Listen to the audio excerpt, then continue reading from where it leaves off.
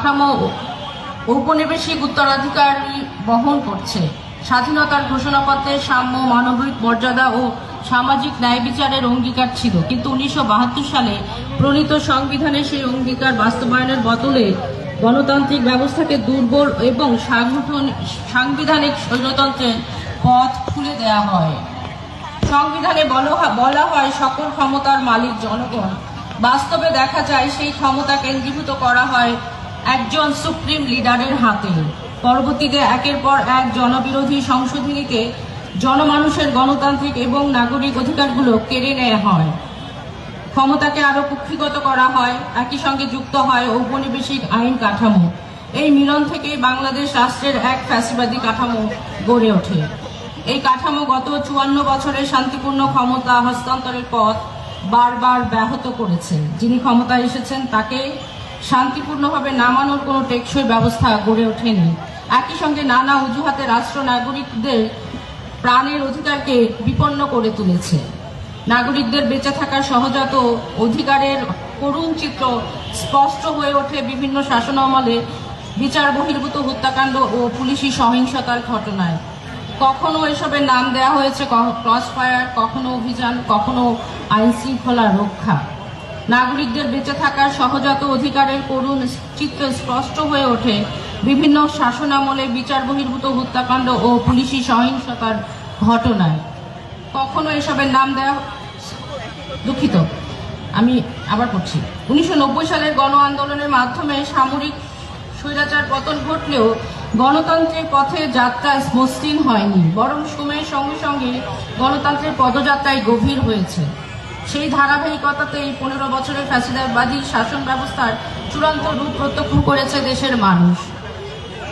গুম, cross fire, 1913 সালের শাপলা চত্বরের হত্যাযজ্ঞ, ভিন্ন মতের চিন্তক এবং লেখকদের ধারাবাহিক হত্যা, ডিজিটাল নিরাপত্তা আইন সহ বিভিন্ন নিবর্তনমূলক আইনে রাজনৈতিক প্রতিপক্ষের বিরুদ্ধে, এমনকি মত প্রকাশের কারণে সাধারণ মানুষের বিরুদ্ধে গণহারে মামলা, আইনি হেফাজতে হত্যার মতন ঘটনাগুলো ফ্যাসিবাদী রাষ্ট্র কাঠামোর ভয়াবহ বাস্তবতাকেই সামনে এনে দিয়েছে। দেশের সামগ্রিক অর্থনীতি কৃষক ও শ্রমজীবী মানুষের উপর দাঁড়িয়ে থাকলেও এর সুফল ভোগ করেছে সমাজের একটি ক্ষুদ্র অংশ। স্বাধীনতার পর রাষ্ট্র গঠনের শুরুতেই এই বৈষম্যের বীজ রোপিত হয়।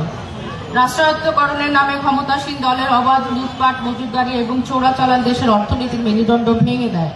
উৎপাদনমুখী শিল্প গড়ে তোলার পথে না গিয়ে দেশ ক্রমেই আমদানি নির্ভর হয়ে পড়ে। এতে স্বনির্ভর ও আত্মমর্যাদাশীল অর্থনীতি গড়ে ওঠেনি, বরং সাহায্য, অনুদান ও ঋণ নির্ভর একটি অর্থনৈতিক কাঠামো তৈরি হয়েছে।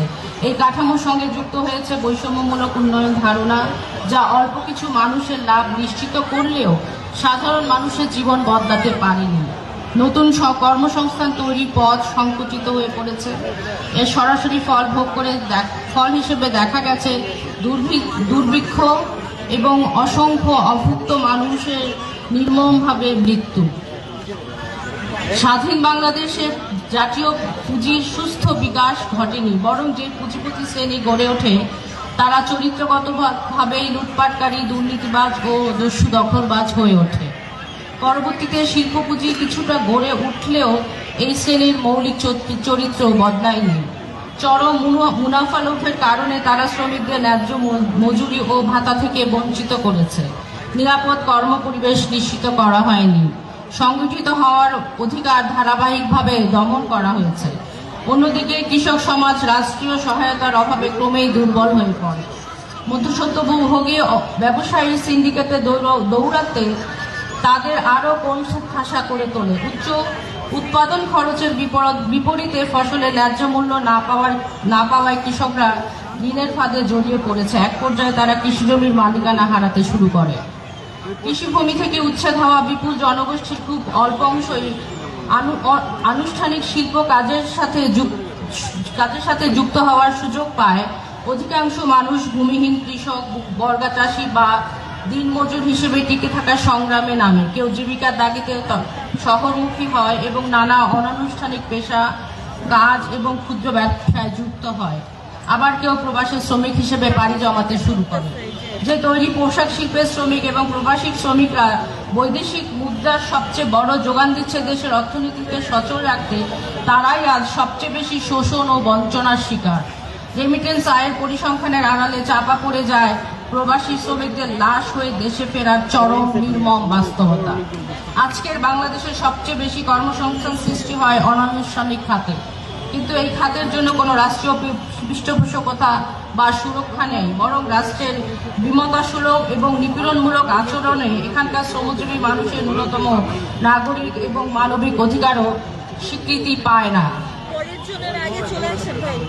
বিগত 15 বছরের দেশে একটি লুটপাট নির্ভর অর্থনীতি ব্যবস্থা গড়ে তোলা হয়েছে। এই ব্যবস্থায় বিপুল পরিমাণ অর্থ দেশের বাইরে পাচার হয়েছে, সরকারি পৃষ্ঠপোষকতায় ব্যাংক লুট হয়েছে, জ্বালানি খাতে ঘটেছে নজিরবিহীন দুর্নীতি, পুরো রাষ্ট্র ধীরে ধীরে একটি মাফিয়া তন্ত্রে পরিণত হয়েছিল।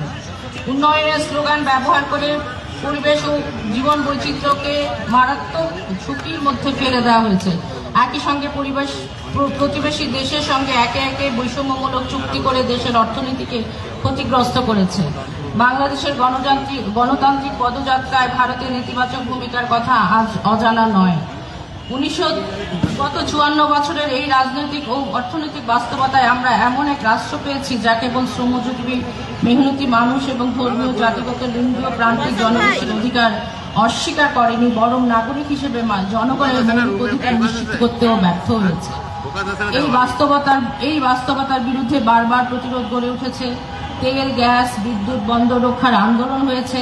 উন্মুক্ত কয়লা খনির বিরুদ্ধে ফুলবাড়িতে মানুষ দাঁড়িয়েছে। যুদ্ধাপরাধীদের বিরুদ্ধে বিচারের দাবিতে আন্দোলন হয়েছে। সুন্দরবন সহ প্রাণ, প্রকৃতি, পরিবেশ রক্ষার দাবিতে মানুষ রাজপথে নেমেছে। ধর্ষণ ও যৌন নিপীড়নের বিরুদ্ধে প্রতিবাদ করেছে। নো ভ্যাট আন্দোলন, কোটা সংস্কার আন্দোলন, নিরাপদ সড়ক আন্দোলন এবং মোদী বিরোধী আন্দোলনও ছিল সংগঠিত আন্দোলন। এইসব আন্দোলন আসলে নাগরিক অধিকার এবং গণতান্ত্রিক অধিকার প্রতিষ্ঠার লড়াইয়ের অংশ। এই দীর্ঘ ধারাবাহিকতার ফল হিসেবেই 24 সালের জুলাই মাসে ঘটে যায় সেই গণবিস্ফোরণ। বাকি অংশটুকু পাঠ করবেন তুহিন খান এবং নাজিফা জান্নাত।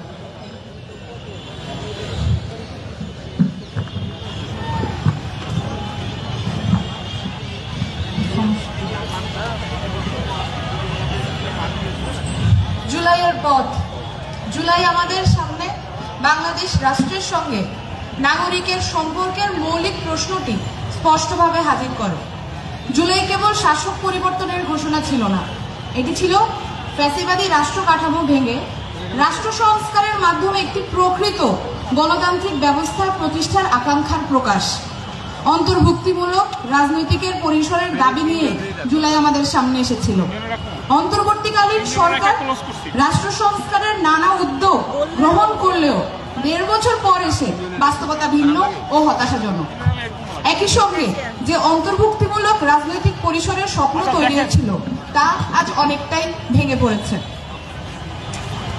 আমরা দেখতে পাচ্ছি পুরনো রাজনৈতিক বন্দোবস্তের ভাষা ও চর্চার পুনরুত্থান। সিদ্ধান্ত গ্রহণের প্রক্রিয়ায় সংখ্যাগুরুর পাশাপাশি সংখ্যালঘুর কণ্ঠস্বর নিশ্চিত করার যে গণতান্ত্রিক ধারণা তার গুরুতর লঙ্ঘন ঘটেছে। ধর্মীয়, জাতিগত ও লৈঙ্গিক পরিচয়ের সংখ্যালঘু এবং প্রান্তিক জনগোষ্ঠীর জীবন আরো বেশি ঝুঁকির মধ্যে ঠেলে দেওয়া হচ্ছে।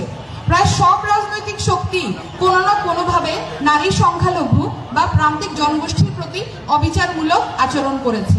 গণতন্ত্রের নাম ব্যবহার করেও বাস্তবে সংখ্যাগরিষ্ঠতাবাদের উত্থান স্পষ্ট হয়ে উঠেছে। নাগরিকের যান ও মালের নিরাপত্তার প্রশ্নকে রাজনৈতিক, ধর্মীয় বা সামাজিক পরিচয়ের আড়ালে ঠেলে দেওয়া হচ্ছে। রাষ্ট্রীয় সহিংসতার বিরুদ্ধে দাঁড়িয়ে জুলাইয়ের অভ্যুত্থান ঘটেছিল, তবু প্রাণাধিকার ও মানবাধিকার আজও নিশ্চিত করা যায়নি। অভ্যুত্থানের পরও আমরা দেখেছি রাষ্ট্রীয় বাহিনীর হাতে নাগরিকের রক্ত ঝরেছে। এর পাশাপাশি নাগরিকের জীবন, সম্পদ, সাংস্কৃতিক ও ধর্মীয় অভিব্যক্তির ওপর বিভিন্ন উগ্রগোষ্ঠীর আক্রমণ বাড়ছে। এইসব ঘটনায় অন্তর্বর্তীকালীন সরকারের স্পষ্ট নীরবতা পরিস্থিতিকে আরো বিপজ্জনক করে তুলেছে। এই বাস্তবতায় বাংলাদেশে এমন একটি প্ল্যাটফর্মের প্রয়োজন তীব্রভাবে অনুভূত হচ্ছে, যারা গণতন্ত্র ও গণতান্ত্রিক প্রক্রিয়ার মৌলিক প্রশ্নগুলোকে অগ্রাধিকার দেবে, যারা নাগরিকের অধিকারকে কেন্দ্র করে নতুন রাজনৈতিক পরিসর নির্মাণে মনোযোগী হবে। এই প্রেক্ষাপটে শাসন ক্ষমতায় জনগণের কর্তা সত্তা প্রতিষ্ঠার লক্ষ্যে একটি নতুন রাজনৈতিক শক্তি গড়ে তোলার প্রত্যয় নেটওয়ার্ক ফর পিপলস অ্যাকশন নামে আমাদের এই রাজনৈতিক প্ল্যাটফর্ম যাত্রা শুরু করছে। আমাদের মূলনীতি, আমাদের রাষ্ট্র প্রকল্প, রাজনৈতিক কর্মসূচি ও দাবি দেওয়া প্রণয়ন, পাশাপাশি সংগঠনের কাঠামো ও পরিচালনার পদ্ধতির ওপর ভিত্তি হবে 5টি মূলনীতি। সংগঠনের অভ্যন্তরীণ ও বহিরাগত সম্পর্ক নির্ধারণেও এই নীতিগুলোই দিক নির্দেশনা হিসেবে কাজ করবে।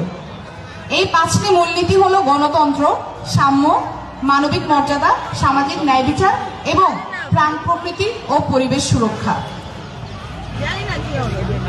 প্ল্যাটফর্মের লক্ষ্য ও উদ্দেশ্য, আমাদের লক্ষ্য বাংলাদেশের জনগণের জন্য এমন একটি রাজনৈতিক শক্তি গড়ে তোলা যা দেশের গণতান্ত্রিক রূপান্তরের প্রক্রিয়াকে তার যৌক্তিক পরিণতির দিকে নিয়ে যাবে।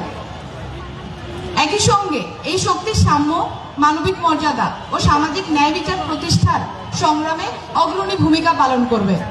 এই লক্ষ্য সামনে রেখে আমরা একটি শক্তিশালী ও কার্যকর রাজনৈতিক শক্তি গড়ে তুলতে চাই। উদ্দেশ্যগুলো: 1. সর্বস্তরে গণতন্ত্র প্রতিষ্ঠা। ক্ষমতার আশেপাশে থাকা রাজনৈতিক দলগুলো ক্ষমতার জন্য মরিয়া।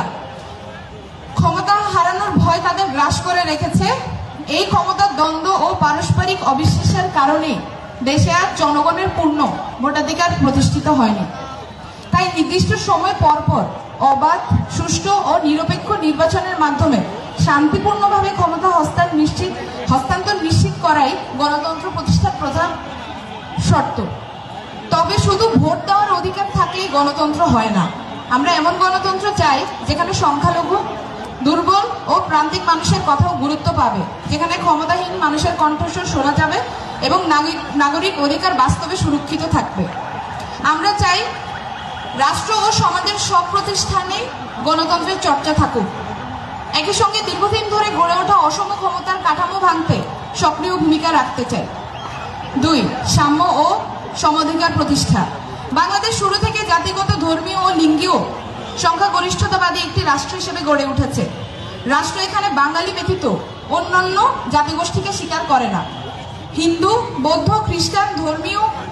খ্রিস্টান ধর্ম সহ ও অন্যান্য বিশেষ আকিদাগত প্রান্তিক জনগোষ্ঠী ধারাবাহিকভাবে সাম্প্রদায়িক হামলা ও আক্রমণ, নিপীড়নের শিকার হয়ে আসছে।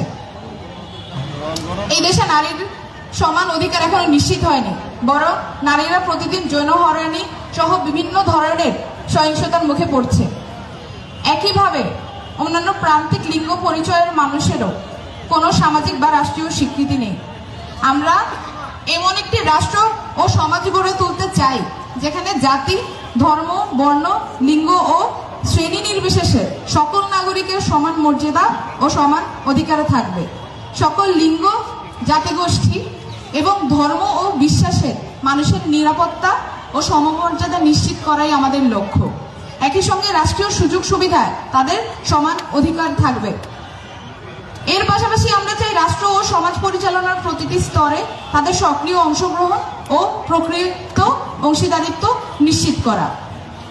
3. সংবিধান সংস্কার। আমাদের সংবিধানের 7ম অনুচ্ছেদে স্পষ্টভাবে বলা হয়েছে যে রাষ্ট্রের সকল ক্ষমতার মালিক জনগণ। জনগণের পক্ষেই এই ক্ষমতা সংবিধানের অধীনেই প্রয়োগ হওয়ার কথা। একই সঙ্গে বলা হয়েছে সংবিধান হবে রাষ্ট্রের সর্বোচ্চ আইন।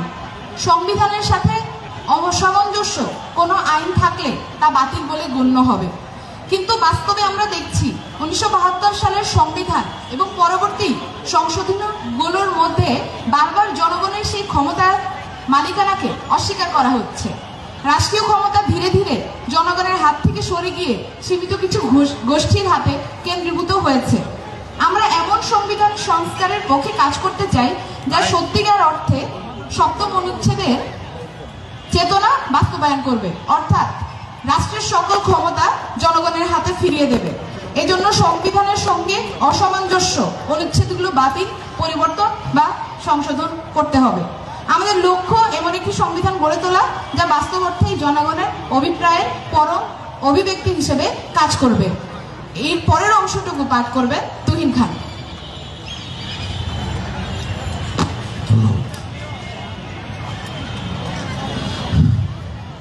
চার, মৌলিক অধিকার নিশ্চিতকরণ। বাংলাদেশের জনগণ আজ মৌলিক, নাগরিক ও গণতান্ত্রিক অধিকার থেকে বঞ্চিত। আমরা এমন একটি রাষ্ট্র গঠনে ভূমিকা রাখতে চাই যা প্রতিটি নাগরিকের অধিকারকে স্বীকৃতি দেবে এবং তা বাস্তবে নিশ্চিত করবে। আমরা চাই রাষ্ট্র মানসম্মত ও গণতান্ত্রিক শিক্ষা নিশ্চিত করুক। একই সঙ্গে জনগণের সুস্বাস্থ্যের দায়িত্ব রাষ্ট্র নিজে নেবে। প্রতিটি পরিবারের কর্মক্ষম সদস্যের জন্য কর্মসংস্থান নিশ্চিত করা এবং সম্মানজনক জীবনযাপনের উপযোগী মজুরি প্রদান রাষ্ট্রের দায়িত্ব হতে হবে।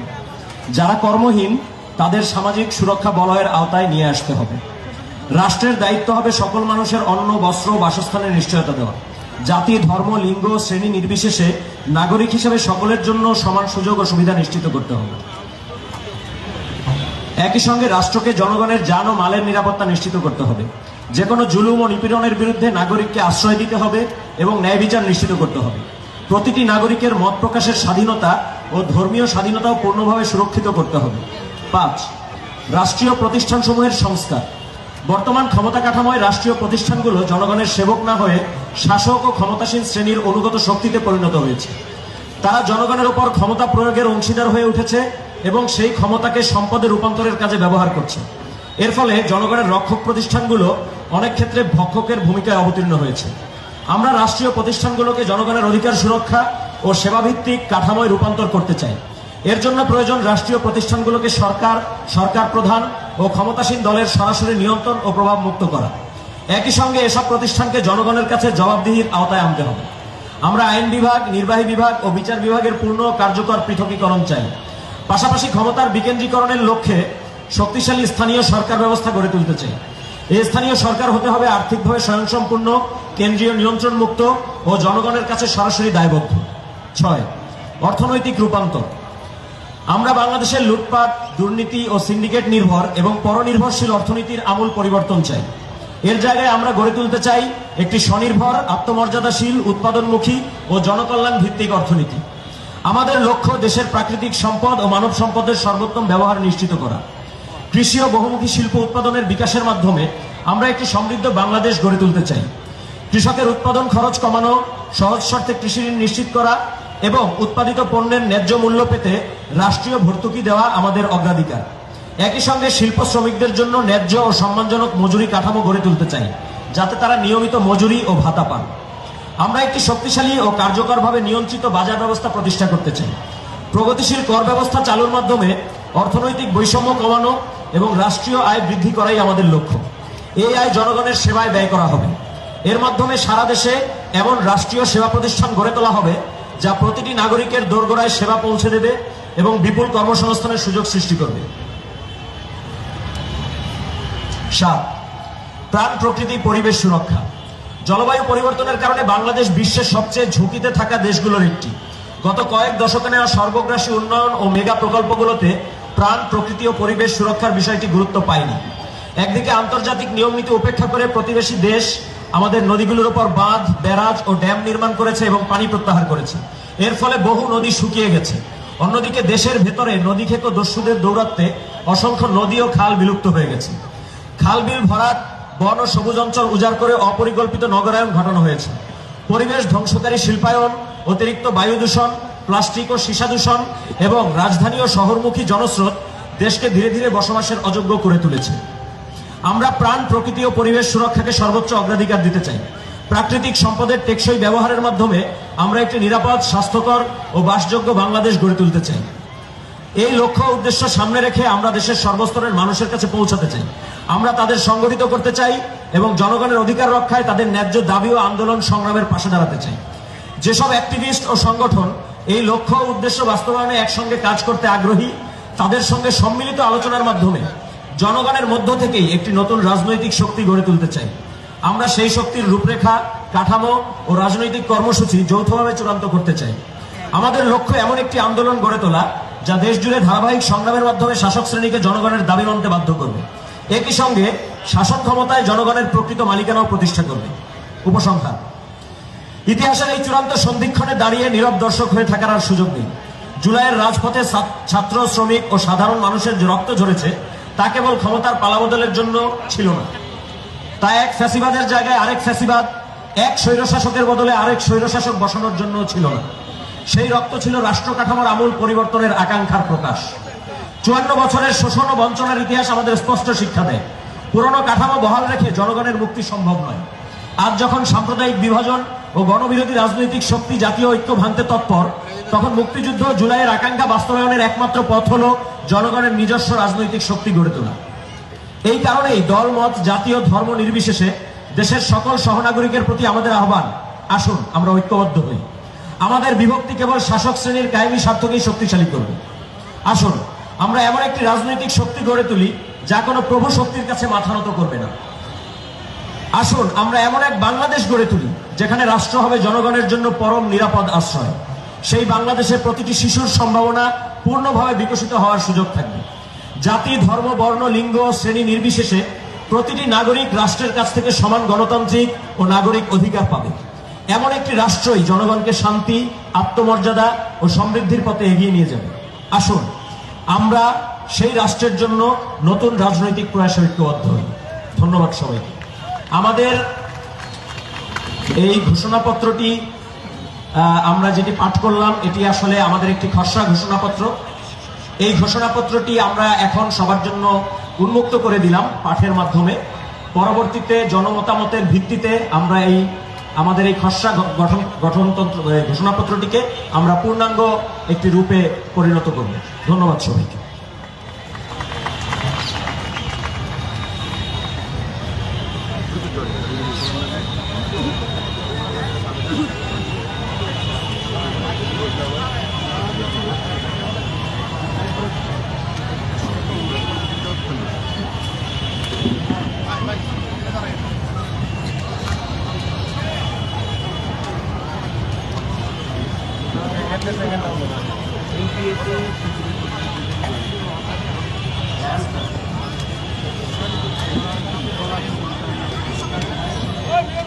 মিলন ভাই থাকবো, এটা সরাতে বলে,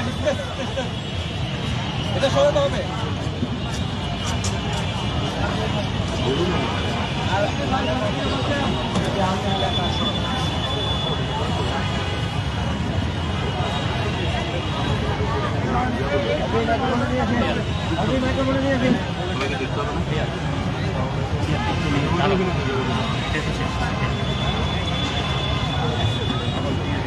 থাক থাক থাক আলবি আলবি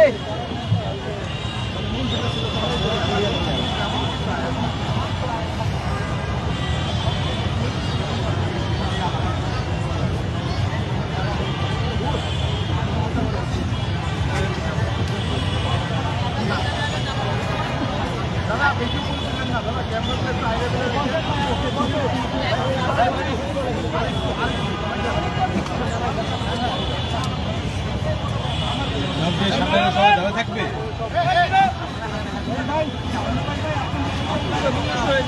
ভাই ভাই ভাই বসেন বসেন, হচ্ছে হচ্ছে হচ্ছে।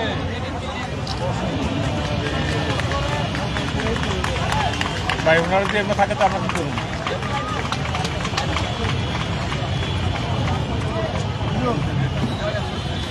ভাই আপনাদের হইলে আমরা নিব। রাখেন ওরা সরে রাখেন। রফিক ভাই, রফিক ভাই সামনে থেকে সরেন। মিলন ভাই সব সামনে থেকে সরেন ভাই। ওই মোবাইল বিটমার মোবাইল, এই মোবাইল, এই মোবাইল, এই মোবাইল গ্রুপ সামনে থেকে সরে যান। ছবি তোলা হয়ে গেলে এই মোবাইল গ্রুপ নামেন।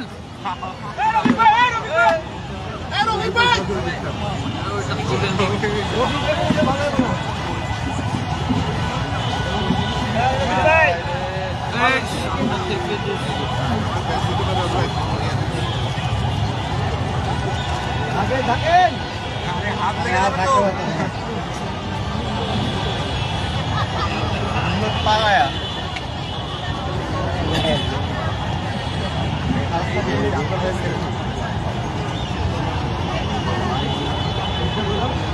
সেলফি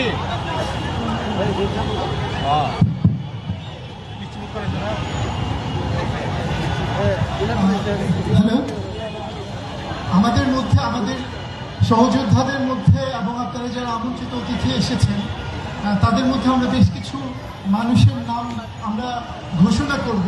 তাদের আগমনে আমরা অনেক বেশি খুশি হয়েছি।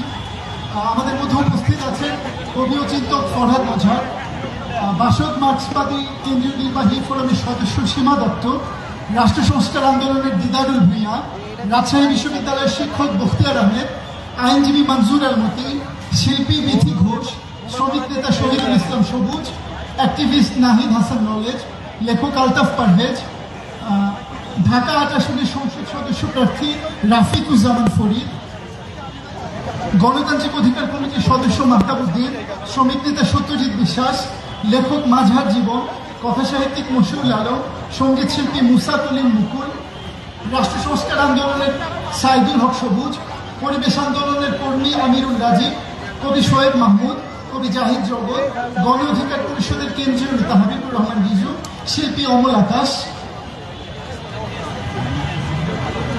নাট্যকার বাকার বকুল এবং মোশরেফা মিশর।